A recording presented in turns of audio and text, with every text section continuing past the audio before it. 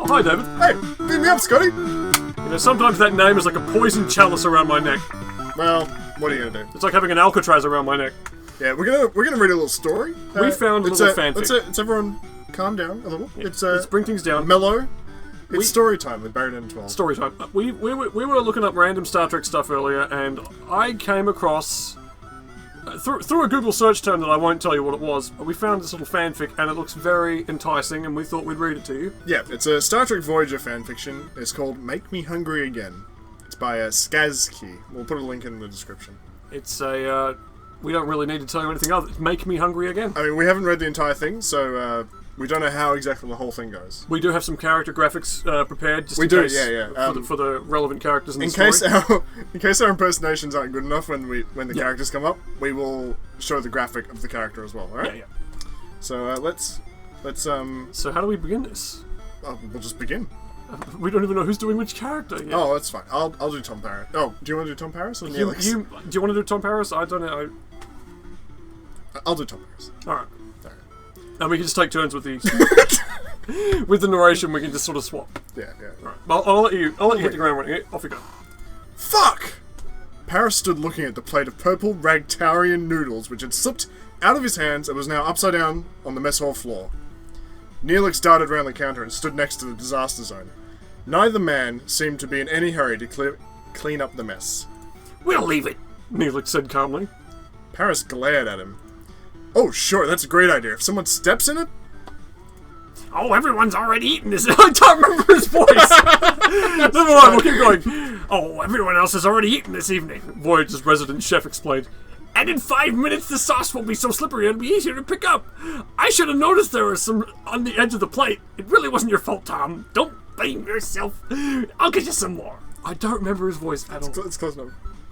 Oh, thanks. Neelix, I'm not terribly hungry. You couldn't just replicate me some tomato soup, could you? The Talaxian regarded Tom knowingly. There's plenty of this Tom Briley rag out there. Okay. Neelix thought, but it's cold and it doesn't reheat very well. Since you were working late, I think I could stretch a point and use the replicators. Tomato soup plain hot, am I right? Neelix, you're a real pal. And a great morale officer, Neelix continued. You go sit down and I'll just... Oh, where'd it go? Sorry, there David scrolled up. It's right there. You just go sit down and I'll heat through some bagels for you. Is that a sentence? I don't know. Tom shook his head as he walked over to a seat by the window. Neelix just couldn't let any meal alone. Tom knew the soup would arrive with a twist of some Delta Quadrant citrus fruit floating on top, or a sprinkling of Kazon pepper. This must have been in the first season. And the bagels would inevitably have spent some time getting to know a Leola root rather too intimately. Still, since he hadn't actually been working late, he couldn't really complain. He'd been sulking. When he hadn't been crying. He couldn't remember ever making such a stupid mistake in his whole life. Other mistakes had had worse consequences. He was prepared to admit that. But none of them had left him feeling 6 inches tall, ugly, worthless, and cheap and brain dead. Is this Chakotay? Wait, what? Sorry, this is formatted really weirdly. It's going to be Chakotay because he's just said Chakotay. Okay, David, you have to do your Chakotay voice now. Oh, okay. Good. Paris, are you serious? Oh, he had been more serious than Chakotay could possibly imagine. Just read the next sentence. Come on, David, you gotta keep going. So, I'm the only living creature on Voyager below the rank of captain that you haven't fucked yet? Chakotay continued relentlessly. When's the deadline? And how many replicator rations are riding on this? He couldn't believe his ears. He and the commander had finished their shifts mid-afternoon to make up for a red alert in the middle of the previous night. They both drifted into Sandrines, coincidentally. What? The bar was deserted. Is that a... What? They've got a bar on Voyager? It's the right. French holodeck thing that they have in the first season. They talked about Starfleet, instructors at the Academy who'd riled both of them, and then the Marquis. Tom had felt a little uneasy. These weren't subjects Chakotay often raised with anyone, least of all Tom Paris. But then the conversation and the pool continued. He used his own replicator rations for the next round. Chakotay was talking about Kester, how they all missed her. I'll scroll up a little bit. Oh, you get some more good stuff here. Oh, okay. The talking had tailed off eventually into the kind of silence other people called comfortable. and Tom Paris felt compelled to drop depth charges into just in case something nasty was lurking in the shadows. They kept lining up shots, but they were both thinking about people they missed. At least Tom was. Kess, of course. But others too. Hogan, for starters. Who the fuck is Hogan?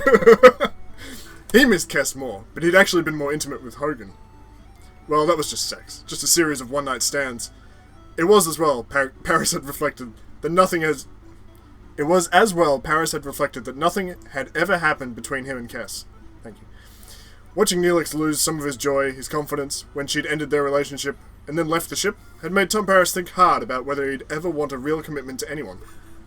The Talaxian and the Accompant had seemed so rock-steady, but their steadiness was founded on a lie. Kess had been so inexperienced when she'd come aboard, and exposed to too much damned experience ever since. Tom went to fetch another round of drinks before he could say anything to spoil the mood, while Chakotay continued to clear the table.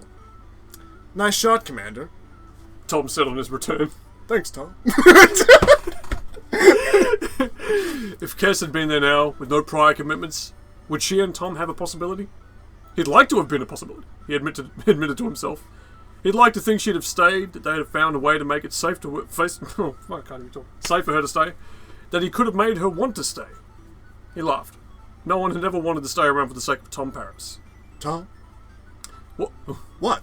He looked up from the shot he was lining up into Chakotay's brown eyes and slight frown. Hang on, let me just make him a little bigger. Yeah, need to see his eyes. Anyway, much better. Tom Paris is bigger as well, the same size. Right. Where are we? Something wrong. Something wrong? Chakotay asked. Did you see the thing I did with my mouth? No. Something wrong? It's Chakotay. Sounding rather too casual. Sounding, Tom reckoned, as if he didn't give a damn but thought to ask anyway. Ex officio. No, nothing. He focused back on the ball, but found his attention drifting up to Chakotay again. The commander was just sipping his beer. The fake tungsten lighting of the bar sprayed off stray grey... Here he comes. stray grey hairs among the black. God, we're all getting old, Tom thought. 4 years have been in the Delta Quadrant. So 7 is on the ship. 4 years. Yes. that was what he wanted. Someone to grow old with. Someone who'd look at him in 20 years and only be glad they'd spent those 20 years Sorry, together. I'm just going to readjust this. Yeah, that's cool. Way off to the side. Yep.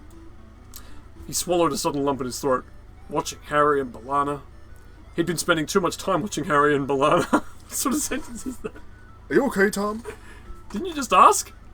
Oh, he couldn't Oh, remember... no. That's Neelix. Oh, are you okay, Tom? He couldn't remember... Call up Neelix. Sorry. Wait, get rid of it. This is tough. This is hard work. I know.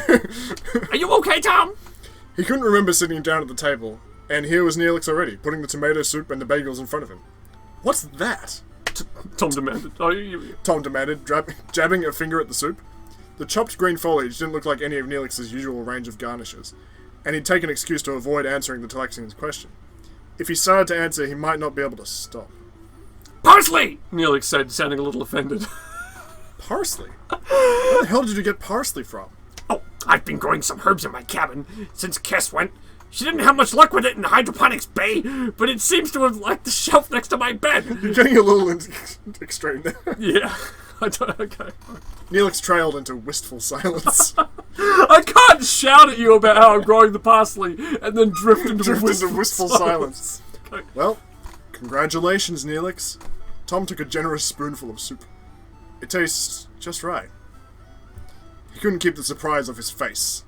Neelix hadn't done anything to the soup apart from the sprinkling of finely chopped, fragrant greenery. The Talaxian beamed. Try the bagels. Sorry, there's some lyrics here. What? Hang on, what? Why are there lyrics? Is this a fanfic thing? I don't know, there's a bunch of lyrics. Well, ignore you're the reading lyrics. them, I'm not reading them. Oh, wait, no.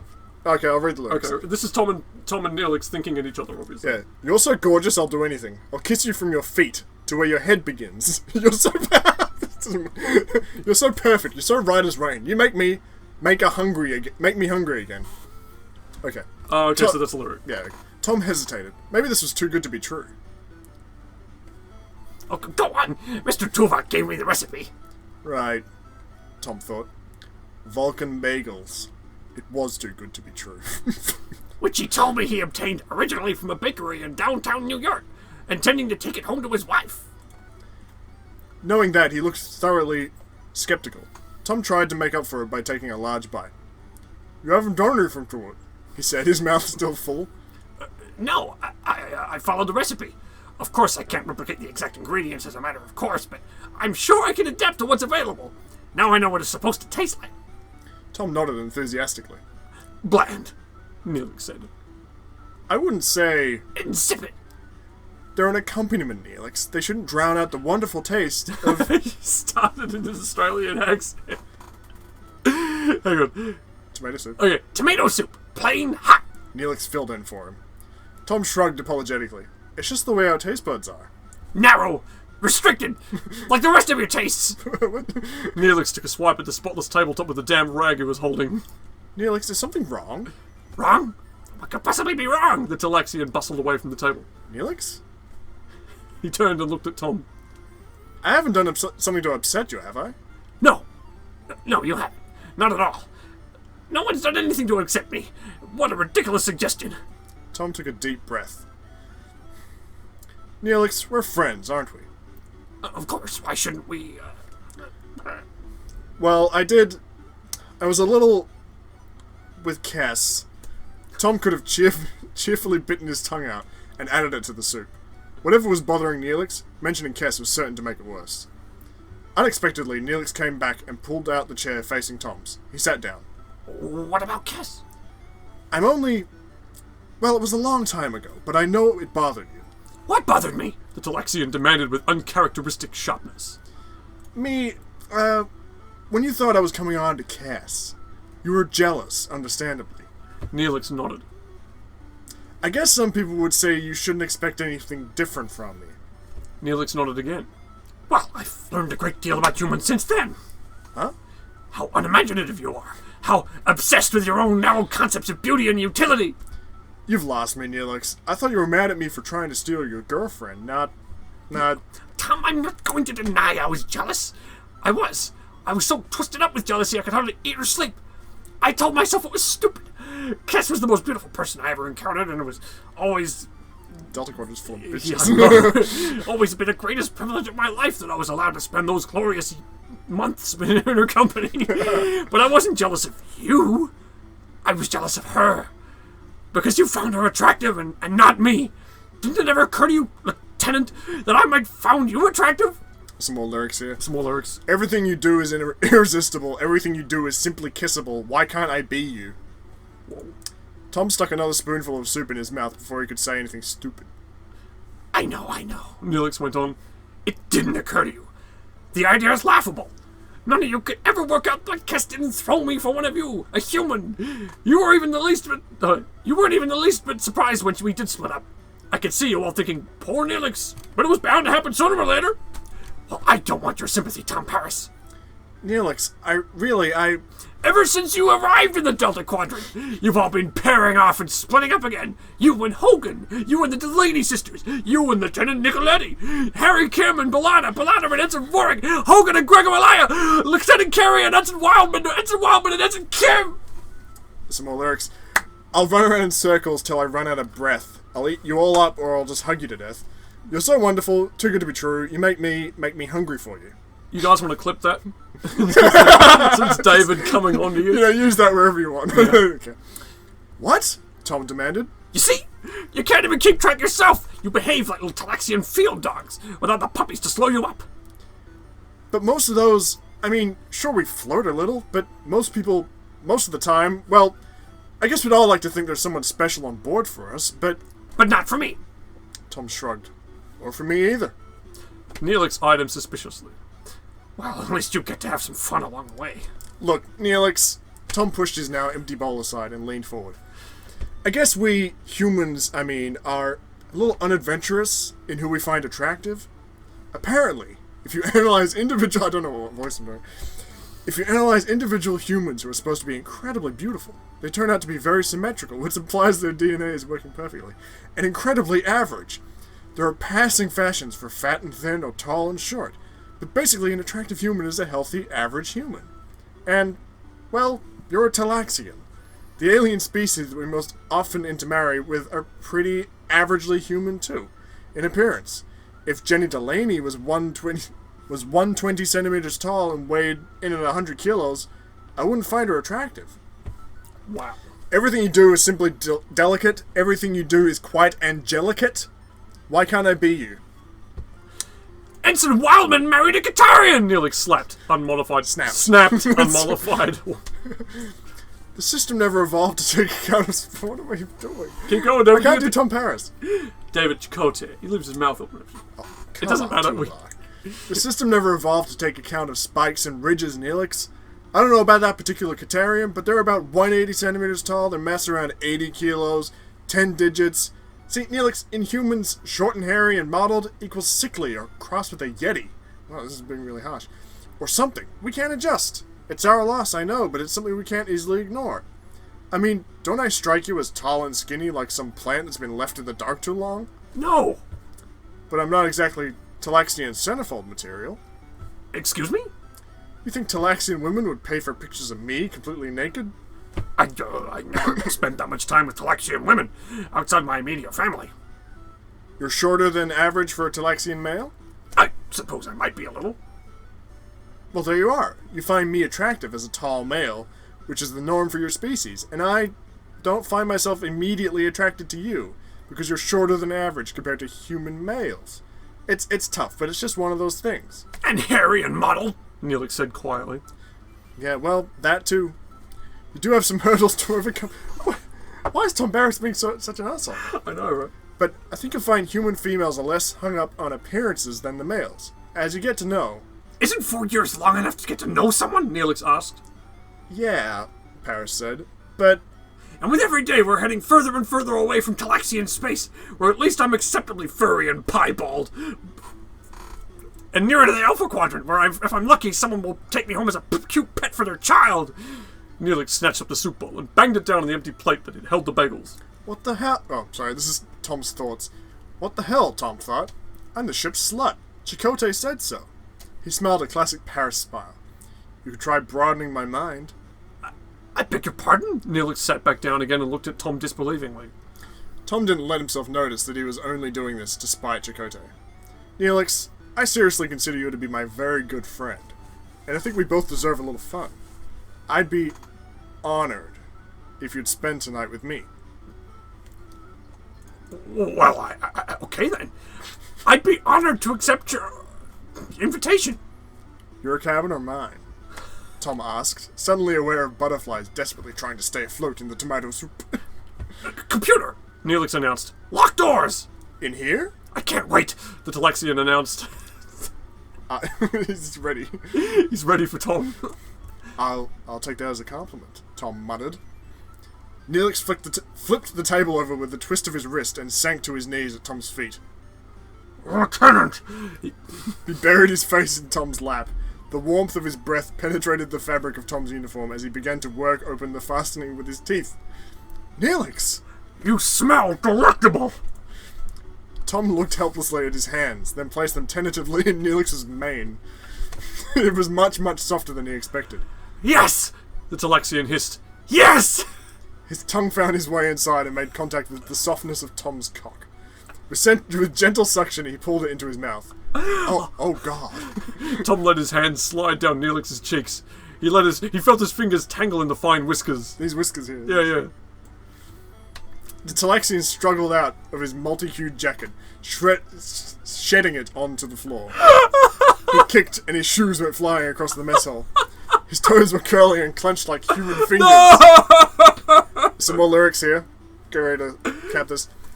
You turn my head when you turn around. You turn the whole world upside down. I'm smitten. I'm bitten. I'm hooked. I'm crooked. Look at the camera. I'm stuck like glue. You make me hungry for you. Tom watched, fascinated, as Neelix swiftly shed all his clothes without ever stopping his enthusiastic fellatio.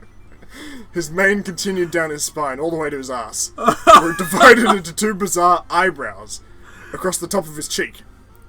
His butt, like a baboon's, was a good colour matched to his face. Feeling the Talaxian's teeth gently peeling back his foreskin, Tom closed his eyes so he could concentrate on the delicious sensation and ignored what his partner actually looked like. But Neelix suddenly stopped. Tom? Yes? Their eyes met. Paris looked down and gulped. Neelix's penis was dark, mahogany brown, nestled like a naked baby rat against an enormous tawny sporran of a scrotum. It twitched and began to swell, curving up away from the Talaxian's thighs. That's it. I'd like you to get undressed, Tom, so I can see you. All of you. Neelix was like a satyr, his calves rounded, his thighs hard, muscular, and his legs entirely covered in glossy chestnut hair. As his arousal increased, his scrotal sac tightened, and his erection jutted further out from his groin. 8 inches, 9. Tom couldn't tear his eyes away. Yes, I'll get undressed. His fingers found the release buttons, and his uniform fell away. Points. Don't know where Release points, yeah. And his uniform fell away. He heard a low, bubbling, thrumming noise, and realized that Neelix was purring.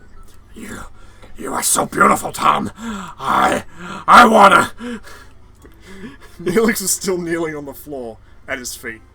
Tom impulsively grabbed the Talaxian under the arms and lifted him up to sit on the table. He had 6 nipples in 2 vertical rows of 3, which pointed straight down to his navels.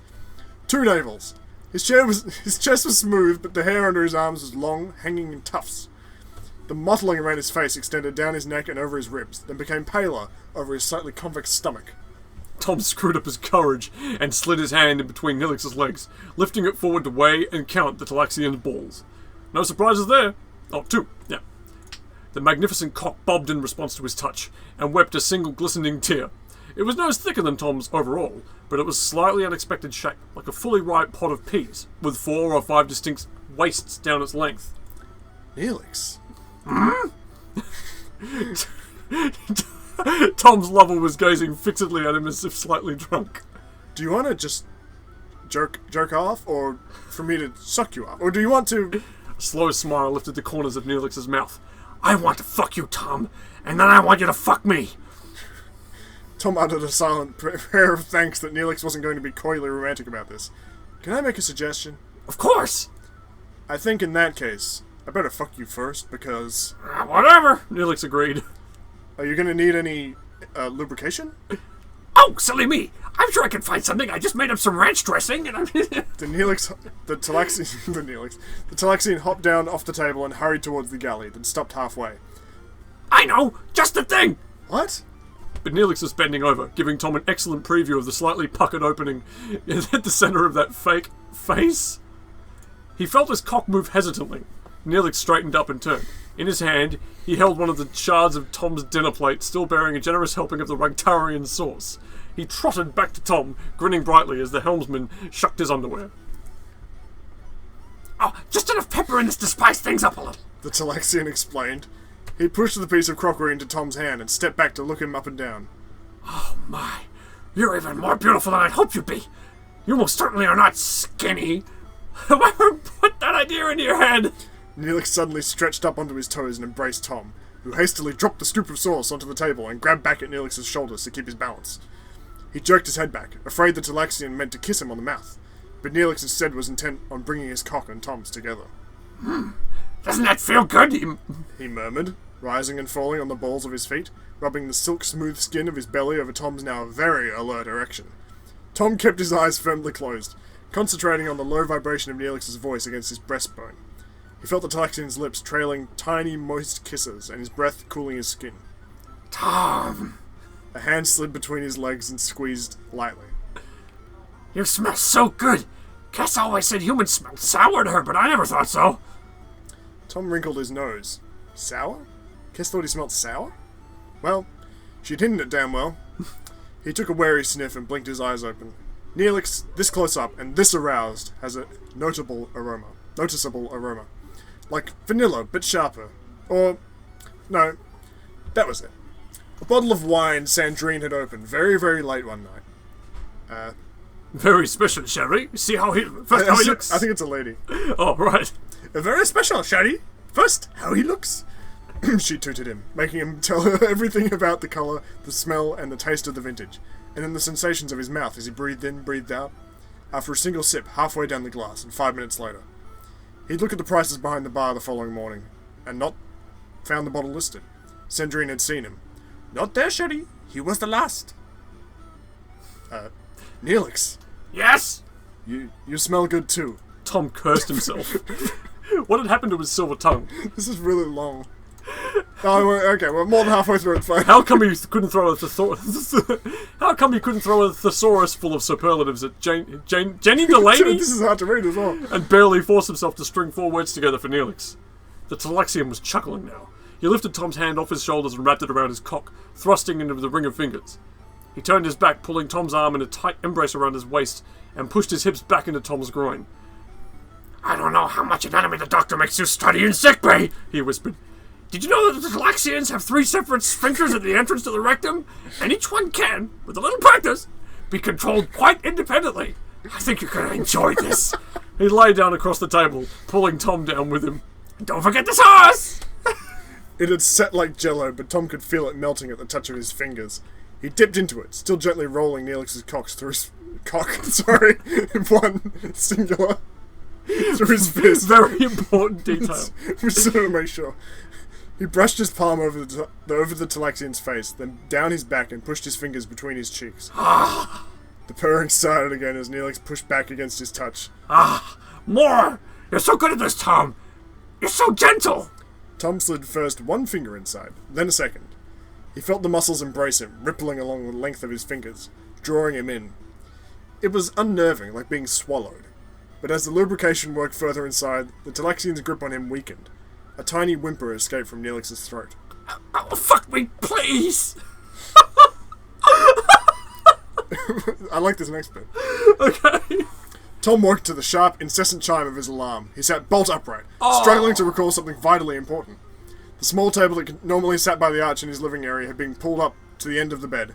A jug covering with a light cloth, a glass, a napkin, and a folded piece of paper lay on a tray. Jesus Christ! It's very difficult. Neelix. Tom sagged back against the pillows, which felt, now that he had stopped to think about it, plumper and crisper than usual. The shock of abrupt awakening began to recede. Neelix. Had he really? Had they really? The memories were too intense to deny. Fucking Neelix was like getting a blowjob from... Sorry. Fucking Neelix was like getting a blowjob from three experts simultaneously. Hot-blooded, deep-throated experts. Being fucked by a Talaxian had brought Tom out of his post-orgasmic stupor in record time. The helmsman had seen dildos that were supposed to do what Neelix seemed able to do naturally, but they'd usually turned out to be an expensive disappointment. Well, that was the point, Tom told himself. Neelix had exceeded his expectations, but he hadn't been expecting very much. He leaned forward to pick up the note, braced for some nauseous sentiment expressed in rhyming couplets. The captain breakfasts early. Couldn't bring myself to wake you. You were sleeping like the angel I know you are. N. That's N for Neelix. Yeah. Tom blinked at the words. He reached out and pulled the cloth off the jug. Juice, orange-hued. He poured a glass, eyes still on the paper. Sleeping like... He had slept well. He hadn't dreamed. Sorry, for some reason. Okay, it's a delivery. He hadn't dreamed. It works. That wasn't often true. And Neelix had stayed the night. After they'd finished the previous evening, Neelix had fetched a couple of hot, wet napkins from the kitchen and sponged Tom down, muttering heatedly about the knots in the lieutenant's muscles. Tom hadn't felt so relaxed in years. He was certainly too relaxed to object when Neelix suggested a massage, and had been dressed, combed, and shepherded... He suggested a what, Evan? Massage. And had been dressed, combed, and shepherded back to his cabin before his brain speeded up enough to take an active part in any decision-making. Why don't you go lie down on the bed, Tom? I'll be in just a moment. Neelix dived into the bathroom, and Tom came around enough to put a privacy code in his door, before meandering into his bedroom and dropping onto the unmade bed. Neelix, close behind him, pulled the covers off and tweaked the remaining sheet taut. Warm towels, warm oil. Let me put that uniform in the fresher for you. Everything you do is simply dreamy. Everything you do is quite delicious. Why can't I be you? Why can't I be you? Why can't I be you? What about you? Tom asked sleepily. Me? Are you going to get undressed too? Neelix smiled, crinkling his eyes. I don't think there's much point. Oh, yes. Otherwise, it's much relaxed, much more equal if we're both naked. Otherwise... Okay. Neelix shed his clothes again without further encouragement and straddled Tom's back, digging his fingers into the pilot's shoulders. Tom could feel the soft fur of the Talaxian scrotum tickling his lower back. Like dough. What? Wait, hang on. Are we... Oh. Yeah, okay. Yeah, okay. Like dough. What? I feel like a lump of dough, for bread. Don't worry. I know what I'm doing. Cass taught me. I'm drunk, Tom suddenly thought. I feel like I'm drunk. It must be exhaustion. Or hysteria. Why else would I invite Neelix to get naked with me twice in one evening? He'd fallen asleep before he could think of any other excuses. Tom picked up the glass of juice and sniffed it cautiously out of habit. Definitely orange, but with a hint of vanilla. Vanilla on this ship. He narrowed his eyes and looked at the glass suspiciously. Oh, God. Sorry. His door chimed. He slammed the glass down onto the tray and leapt to his feet. The tray. Why wouldn't he be drinking orange juice off a goddamn tray if he hadn't... He opened a drawer, dropped the tray in and slammed it shut.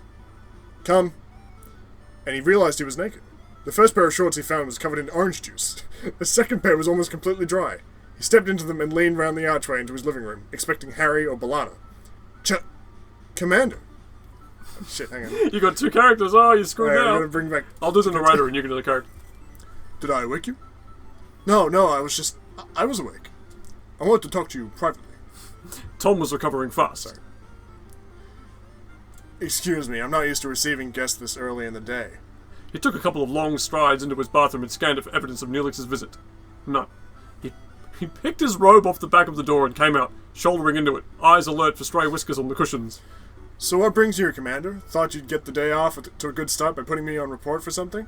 Chakotay frowned, then shook his head. I came to apologize. Apologize? Tom's mind was a complete blank for just a couple of seconds. Oh, well, why? You didn't say anything you don't think all the time. No, let me explain. Tom stood and waited, but Chakotay didn't say anything. Okay, I'm letting you explain. But I also have to eat breakfast and get on the bridge, so a quick explanation would be convenient. And what's to explain, anyway? I stepped over the line. You treated it like a joke rather than a crime. I should be grateful. No. No what? Come on, Chakotay. I don't have all day. I could be missing an edible breakfast. A sudden thought hit Tom. Edible breakfast was only a remote possibility. Walking into the mess hall and finding Neelix had replicated enough flowers to stock a small florist and baked a cake with the legends "Thanks Tom for a Class A fuck" was a real danger. Is there something wrong? Chakotay asked. No. Tom snapped. And it's none of your business anyway. He glanced at the door. It was still quite early. Only around a dozen of Alpha Shift would have hit the mess hall yet. Okay, I won't waste your time. The older man said. I just thought you should know. You surprised me. Yesterday I was just thinking that I'd spent a couple of hours in your company, and I've really been enjoying it. When I asked you to take a look at my holo program, I guess it sounded like a pickup line, but I meant it. I mean, I wanted your opinion, but I liked the idea of showing it to you, and I was expecting you to make some wise guy... keeps talking. Expected you to make some wise guy remarks, thinking you'd take any opportunity to put me down. So when you agreed, when you asked if it was a date, it seemed too easy. I suppose I reacted as if I thought I was being set up for something. I couldn't believe you were serious. I still don't know if you're serious. But I couldn't get the way you looked out of your mind. You looked... Chakotay shook his head. Hurt. I mean, not just offended, hurting. You looked like you were hurting. Tom folded his arms. I'm a big boy, Chakotay. I could take no for an answer. But that wasn't my answer. That was my pride, trying to get in before I made a fool of myself. By fooling around with a ship's slut? I don't think that. You've never given me any reason to think it, beyond my own prejudices. Tom dug his fists hard into his armpits and stared at Chakotay, hardly seeing him, back at Sandrine's the previous evening. Wait, what? I just lost my spot. Okay. Wow. I've been working... this is his memory of Chakotay last night. I've been working on a holo program. There! Chakotay was changing the subject, back to something neutral. Yeah? I'm having some problems with the environmental subroutines. Sorry, what was that with the environment? The environmental subroutines. I thought I could just download some standard templates, but I wondered if you could take a look at it for me. Chakotay turned and put his glass down on a nearby table and gave his attention to the pool game again. Well, what kind of scenario is it? Natural? Earth? It wasn't a wild guess. Most of the holo program... I can't barely read this shit. Most of the holo programs the human crew spent serious time on celebrated some aspect of life on Earth. Central America. Tom shook his head. I wouldn't know what you were trying to achieve. I can tell you. I can say what I've tried that hasn't worked. I'd appreciate it, Tom. I want to get it right, if I can. And there's a decent beach, even if it isn't exactly the right beach. There was something, not quite pleading, but a naked vulnerability in Chakotay's voice that was ill-matched with the minor favour he was asking. Do you want me to do one of them so you're not talking to yourself? Okay. And I can certainly replicate a picnic. Chakotay added. What? I can certainly replicate a picnic. Oh, okay. Tom laid down the cue on the table and looked warily at the other man. Let me get this straight, Chakotay. You're asking for my holoprogrammer's opinion? Or is this a date? He hadn't meant to be facetious. He wanted to know, to be sure, with an intensity that took him by surprise. Paris, are you... this is... Okay, now we're back to present time. Yep. God, this is written like a fucking... I don't think you're a slut, Tom. Or a traitor. Or an admiral spoiled brat. I've learned to respect you. I guess I should have said it sooner. I'd like to think you are my friend. I'd like you to consider being more than that. Spoiled brat is someone who cries when he can't have what he wants. A slut sleeps with anyone who's willing and doesn't think about the consequences. I should be looking at the camera, you can clip that.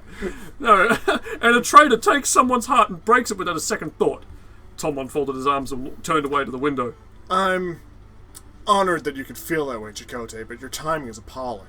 He felt a hand on his shoulder and looked up at Chakotay's reflection. To his surprise, the first officer looked concerned, not angry or scornful. You spent last night with somebody else? Tom took a deep breath. Yes, so now you know you were right about me all along. And, Tom, you can forget any of this ever happened. So, Wiggle the character that you're being. Tom, what? Sorry, okay, I'll do it. Yeah. Yes, so you know you were right about me all along, and... Tom? You can forget any of this ever happened, so... Tom? Chakotay squeezed his shoulder. Don't. I missed my chance for now. If it doesn't work out, I'll still be here. Tom kept his eyes fixed on the stars. It wasn't the first time in his life that he'd been faced with an impossible choice, but he was stronger now, surer. This time he was going to do the right thing. I let someone love me. He said hesitantly. It's probably only a one-night thing, but I don't know. I can't just walk away from it. I understand. Chakotay broke contact with him. I'll let you get dressed. He smiled. Whatever happens, the omens are certainly good for romance today. I overheard Neelix ask Wildman for a water skiing lesson in exchange for a picnic lunch, and she agreed. Tom couldn't help it. He turned and demanded. Chakotay, are you serious? The first officer shrugged, startled by his intensity. They both look pretty damn serious to me. The end. Oh my god, that was way longer than I thought it would be. Was that a twist ending? So he's going to get with Lieutenant Wildman? Neelix is going with Lieutenant Wildman. Instead of Tom Paris, so Tom Paris was just a casual fuck. Yeah, you know, he thought that Neelix was really committed to him, but it turns out that it was just a one-night stand. Now he's going to go fuck Ensign Wildman. Some of that was really tough to read. The rude stuff was the easy part. Yeah, it was written very weirdly at points. Yeah, but anyway, that was an incredible piece of fan fiction. Yeah, I mean... I don't even know the song that is riffing on Make Me Hungry Again. What, is that a song or is it the lyric? Lyrics from Kiss Me, Kiss Me, Kiss Me by The Cure. 1987. Well, you should know that one. I don't know that song. Yeah. I had all these other characters because I didn't actually know who was going to be in the roll look, there's call. Harry Kim. Let them all take a bow, David. There's Lieutenant Torres. The ship's Mexican. Tom Paris and Torres are actually in a relationship at this point, I'm pretty sure. Oh. But, you know. And Tuvok is... he looks really dumb because his eyes are see-through. But yeah, there you go. That was Make Me Hungry Again by Skazki. It's a good story, guys.